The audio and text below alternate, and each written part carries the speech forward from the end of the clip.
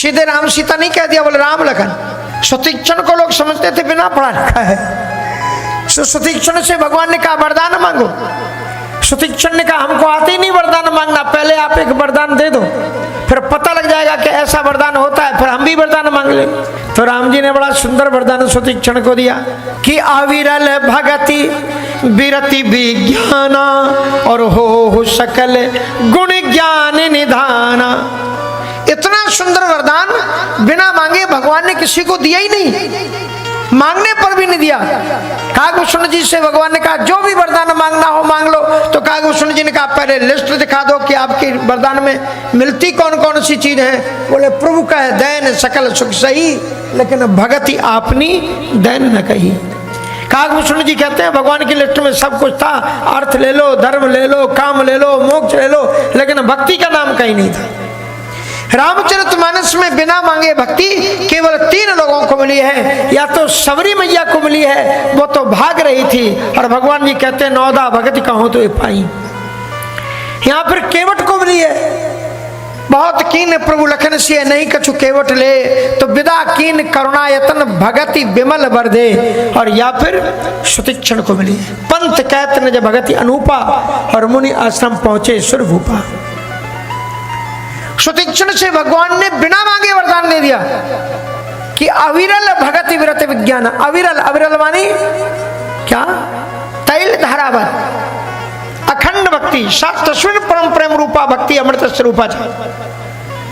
ऐसी भक्ति कि जिसमें तन में मन में श्री राम के अलावा अतिरिक्त कोई आपके हो ही नहीं, जीवन के रग रग में राम ही समाया हो, ऐसी तन्मयता की भक्ति। सरजू के परम पावन तट पर बने हुए प्रांगण में कबड्डी का खेल शुरू हो रहा है, और दोनों तरफ के गुइयां बट रहे हैं। गुइयां माने किस दल में कौन खिलाड़ी होगा। श्री राम जी के पक्ष में लक्ष्मण जी जाकर के खड़े हो गए, और भरत जी अभी भी खड़े हैं, उन्हें दूसरे दल का कैप्टन बना दिया गया। कबड्डी का खेल प्रारंभ हुआ, सभी लोग देख रहे हैं, बड़े बड़े राजे महाराजे और देवता लोग भी देख रहे हैं। श्री राम जी जब भरत के दल में गए, भरत भरत बोलते हुए, और आप जानते हो कि एक नियम होता है कि उसमें हाथ भी चलाए जाते हैं और पांव भी चलाए जाते हैं, किसी भी चीज से टच हो जाए।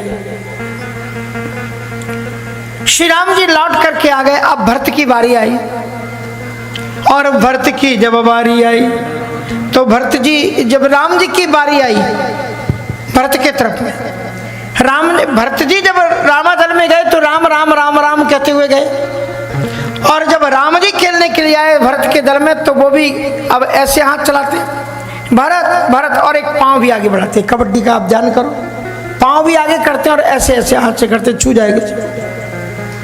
भरत भरत भरत, तो जो खेलने में भी भक्ति में डूब गया, उसने सोचा मेरा प्रभु हाथ से कहता है भरत ये चरण तेरे हैं, तू पकड़ ले इनको। और जो ही उन्होंने आगे चरण बढ़ाए और कहा भरत भरत भरत, तो ही भरत जी पांव पकड़ करके धड़ाम से गिर गए, और राम जी की सांस टूट गई और राम जी हार गए। और हल्ला हो गया, कहे एक कहे भाई हार राम जू की, और एक कहे भैया भरत जय। एक कहते राम जी हार गए, राम जी हार गए, राम जी हार गए, और तब तक देख रहे हैं कि हारा हुआ क्या कर रहा है। बोले हारा हुआ ऊंची जगह पर खड़े होकर के दान बांट रहा है कि मेरा भैया भरत जीत गया, भरत जीत गया, भरत जीत गया। ये मेरे राम का स्वभाव है। और भरत उसे याद करके रो रहे हैं कि मैं जानो निज नाथ स्वभाव, अपराधियों पर कौन काहू, और मुझ पर मोह पर करही स्नेह विषय की, खेलत खून से ना काविनी देखी। भैया हारियू खेल जितावे मोही, मेरे भैया का स्वभाव था कि अगर मैं हार रहा होता था, भैया को पता लग जाता था कि अब भरत हारने वाला है, तो खुद हार जाते थे, लेकिन मुझे जीत दिलाते थे। और आज भी भैया ने यही किया कि खुद हार गए। कहते मैं नहीं, भरत जो कहेगा वो मैं करूंगा। भरत ये चिंतन मात्र से फपक करके उठे कि मैं अपने स्वामी के बारे में इसमें क्या करूं। और इसलिए वो चिंतन करते कि शिशुपनते पर हरिऊ न संगू कबहु न कीन मोर मन भंगू। ये राम जी का स्वभाव है कि विषम परिस्थिति में सदैव भैया ने मेरा साथ दिया है और भयानक संकट में हूं और आज भी भैया मेरा ही साथ दे रहे हैं। कहते भरत जो कहेंगे हम सब कुछ करेंगे। पिताजी का भी कहना एक बार छोड़ देंगे लेकिन भरत का कहना नहीं टालेंगे। अब जरा भरत की चरित्र की ऊंचाई को देखिए। मैं प्रभु कृपा रीत जिए जो ही, बहुत सुंदर। कहती ये जो हम दो भाइयों का प्रेम था इससे किसी को ईर्ष्या हो गई। आज तक दुनिया के इतिहास में दो भाइयों का ऐसा प्रेम जैसा भरत और राम का हुआ है दुनिया के इतिहास में आज तक किसी का हुआ ही नहीं। इसलिए ये एक सृष्टि बनाने वाले विधाता को ईर्ष्या हो गई, इससे ब्रह्मा को ईर्ष्या हो गई। सो इसलिए मैं प्रभु कहते विधि न सके सह मोर दुलारा, नीच बीच जननी मिशी पारा।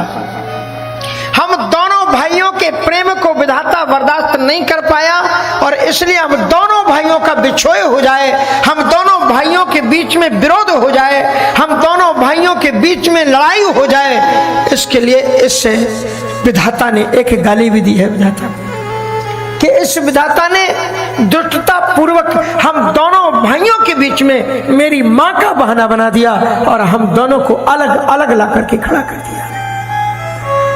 और मैं भी अपने आप को क्या कहूं, क्योंकि वो एक बार कह देते नीच मीच, मेरी मां की निकृष्ट बुद्धि के कारण को बहाना बना करके। फिर भरत जी ने ये चिंतन किया, क्योंकि अध्यात्म जगत की एक बहुत बड़ी बात है, ये आप नोट कर लेना। और अध्यात्म जगत की बात यह है कि जो आध्यात्मिक व्यक्ति होता है, जो धार्मिक व्यक्ति होता है, जो ईश्वर के प्रति समर्पण वाला व्यक्ति होता है, वो कभी भी अपने दुख के कारण को दूसरे पर नहीं डालता। कभी भी आपके जीवन में दुख आता है और चाहे सुख आता है, तो जब भी दुख आता है आंख बंद करके जरा गहराई से देखना और अपने पास को देखना। और जब आप अपने पास्ट को देखोगे तो आपको पता लग जाएगा कि किस गलती का परिणाम आपके जीवन में आया हुआ है। क्योंकि हमारे जीवन में जो भी सुख आता है वो हमारे कर्मों का परिणाम होता है और जो हमारे जीवन में दुख आता है वो भी हमारे ही कर्मों का परिणाम होता है। जो बच्चे आज माता पिता की सेवा नहीं करते, जिनके बच्चे दो रोटी के लिए तरसते हैं, तन पर कपड़े नहीं हैं, और वो बच्चे अगर ये सोचे कि भविष्य में हमारे बच्चे हमारी सेवा करेंगे, तो आप एक कथा में नोट करके रख लो, जिन्होंने अपने माता पिता की आंखों में आंसू लाए हैं उनके जीवन में उनकी आंखें कभी भी प्रसन्नता के आंसू नहीं ला सकती, उन्हें भी जीवन में रोना पड़ेगा। इसलिए जो तुम करोगे, जैसी ध्वनि वैसी प्रतिध्वनि। अगर आप चाहते हो कि आपके जीवन में सुख आए तो आप जो करोगे, ये दुनिया गोल है, आपके जीवन में वही आएगा। जब कंस की चोटी को श्री कृष्ण ने पकड़ लिया और प्रगय कैसे सुचलत कुरीटम निपात्य रंगोपति रंग तुंग वंचा, उस समय कंस ने कहा मुझे छोड़ दो, रोते हुए चीखते हुए कहा मेरी चीख नहीं सुनाई पड़ती। कहा कि याद करो इसी जगह पर तुमने मेरी मां की चोटी को पकड़ा था। ये दुनिया गोल है, आज तुम दूसरे के साथ में जो कर रहे हो तैयार रहो, वो तुम्हारे साथ में होने वाला है। अगर तुम दूसरे को सुख दोगे तो आपको सुख मिलेगा, और अगर आप दूसरों को दुख देते हो तो निश्चित रूप से आपके जीवन में घूम फिर करके किसी न किसी बहाने दुख आपके जीवन में आएगा। रामायण का यही संदेश है। और इसी परंपरा में हमारे महापुरुषों ने, हमारे पूर्वजों ने ये परंपरा बनाई कि वर्ष में कितने भी सत्कर्म करना, लेकिन एक बार अपने गांव में हिल मिल करके रामायण की कथा जरूर करना, संतों का सम्मेलन जरूर करना और मानस के प्रवचनों को सुन करके अपने खुद भी अच्छे रास्ते पर चलना और आने वाली पीढ़ी को भी अच्छा मार्ग देकर के आप जाना।